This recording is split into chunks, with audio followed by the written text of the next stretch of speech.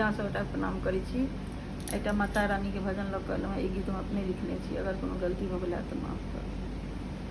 हमर मैया एथिन अंगना शेर सवारी में, हमर मैया ओथिन अंगना कमल आसन में, कमल आसन में हो कलश स्थापन में, हमर मैया ओथिन अंगना शेर सवारी में।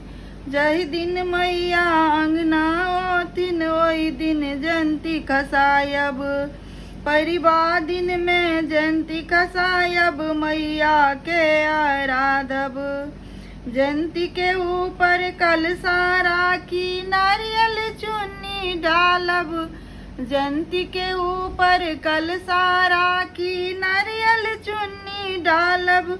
माँ के करवई पूजा पाठ हम सब नवो दिन माँ में, माँ के करवई पूजा पाठ हम सब नवो दिन माँ में। हमर मैया ओथिन अंगना शेर सवारी में, हमर मैया ओथिन अंगना शेर सवारी में। बेली चमेली तोरी कलायब मैया के चढ़ायब, बेली चमेली तोरी कलायब मैया के चढ़ायब। फूल अड़हुलक माला गुथी मैया के पहिरायब, फूल अड़हुलक माला गुथी मैया के पहिरायब। दीप अखंड जरेबई नवो दिन माँ में, दीप अखंड जरेबई नवो दिन माँ में।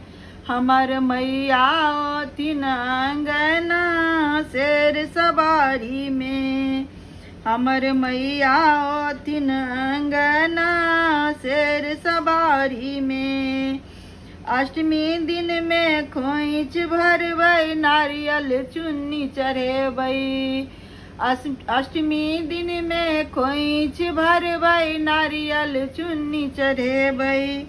हलुआ पूरी खीर सकनिया भोजन करेबै, हलुआ पूरी खीर सकन्या भोजन करेबै। किशोरी गबै छै भजन माँ नवो दिन माँ में, किशोरी गबै छै भजन माँ नवो दिन माँ में। हमर मैया ओथिन अंगना शेर सवारी में, हमर मैया ओथिन अंगना कमल आसन में, कमल आसन में हो कलश स्थापन दिन माँ में। हमर मैया ओथिन अंगना शेर सवारी में।